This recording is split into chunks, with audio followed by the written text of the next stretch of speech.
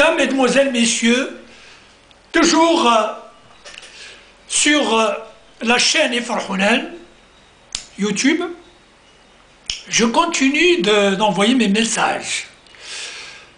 Aujourd'hui, je vais vous entretenir sur un sujet, un thème qui est banal, mais qui va vous étonner. C'est à propos des partis politiques de l'opposition.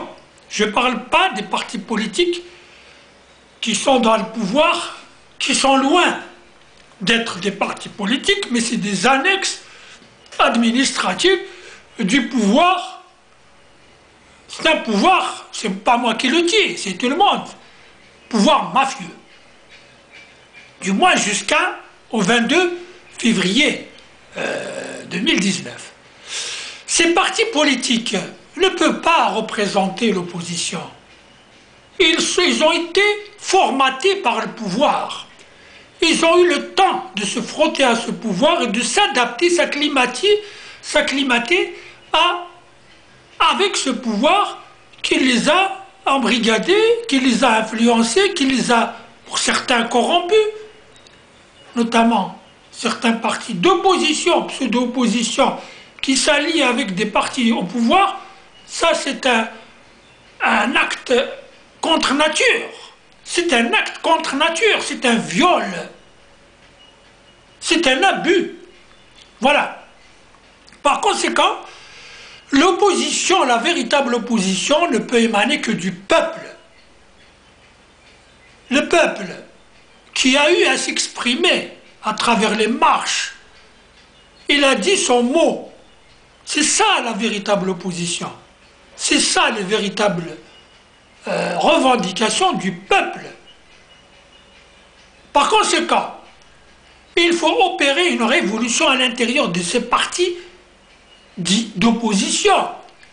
Il faut qu'il y ait une remise en cause du pouvoir à l'intérieur de ces partis. Je n'exclus aucun parti, même les partis qui ont été les premiers à s'opposer par les armes au pouvoir dictatorial. Ces partis-là se sont embourgeoisés en quelque sorte, un peu comme le Parti communiste français, le Parti communiste soviétique, qui a fini par s'embourgeoiser et devenir un problème au niveau du fonctionnement de la société soviétique. Donc, pour réussir, il faut d'abord assainir l'opposition à l'intérieur de l'opposition, que ces partis politiques soient remis sur les rails, qu'ils soient soignés de leur traumatisme, de cet État qui a réussi à tout corrompre, à tout noyauter, à tout diriger à distance. Par conséquent, je ne crois pas que ces partis d'opposition, que l'on dit d'opposition, qu'ils soient islamistes ou laïcs ou démocrates ou tout ce que vous voulez, en l'état actuel des choses, soient en mesure de constituer une alternative au pouvoir. Donc, il faut d'abord nettoyer à l'intérieur de ces écuries, si on veut associer cette opposition officielle à la constitution de la Deuxième République.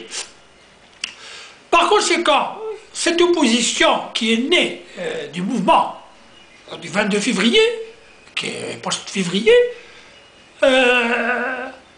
porte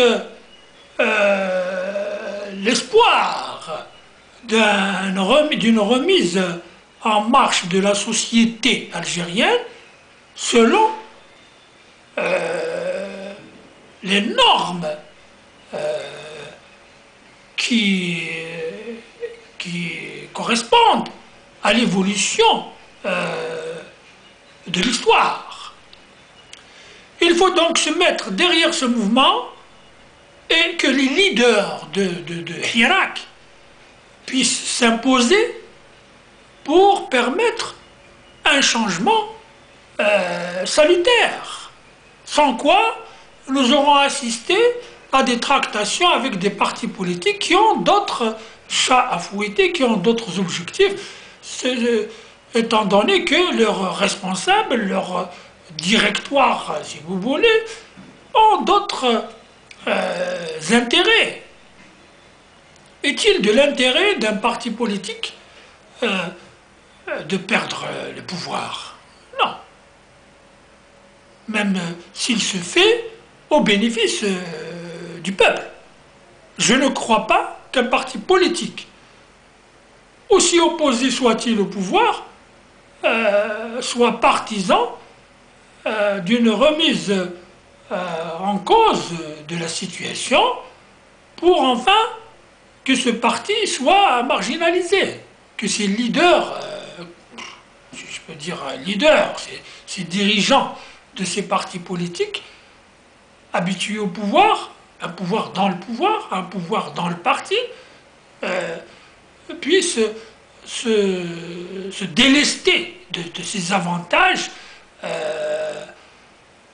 aussi bien financiers que politiques, économiques, etc. Je dirais que si opposition il y a, elle doit se faire autour du Hirak, autour de Bouchéchi, de Tabou, et même d'autres personnalités qui étaient dans le pouvoir, qui avaient acquis une certaine expérience et qui se sont démarquées de ce pouvoir. Il en existe. Donc, il faut que les institutions du nouvel État se fassent sous l'égide du mouvement du 22 février. Sans quoi nous assisterons à des tractations individuelles qui seront faites en marge des revendications populaires, des véritables revendications. Je ne crois pas que le FFS, le RCD, le parti de Benflis ou le parti islamiste soient en mesure de porter l'intégralité, la totalité des revendications populaires. Chacun de ces partis que l'on sait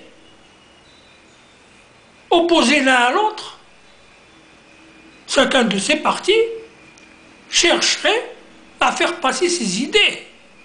D'autant que ces partis avaient prôné par le passé des idées quand parfois ils ne soutiennent pas simplement la politique de l'État, soit par le silence, soit par une approbation, soit par la participation de certains leaders, comme le Tej, le fameux...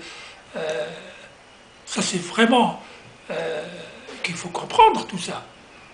Par conséquent, s'il y a transformation de la société, s'il y a construction d'un état de droit, il ne peut se faire que par le mouvement Hirak. Qui dit mouvement Hirak dit toutes les personnalités évidemment qui tournent autour de ce mouvement, qui soit dirigent ce mouvement de façon informelle, soit qui l'appuient totalement et qui lui fournissent des idées, qui lui fournissent des éclairages pour avancer dans la revendication. Donc, je ne crois pas que les partis d'opposition, qui sont officiels, ces partis d'opposition, soient les mieux placés, les plus indiqués pour mener des négociations éventuellement ou des revendications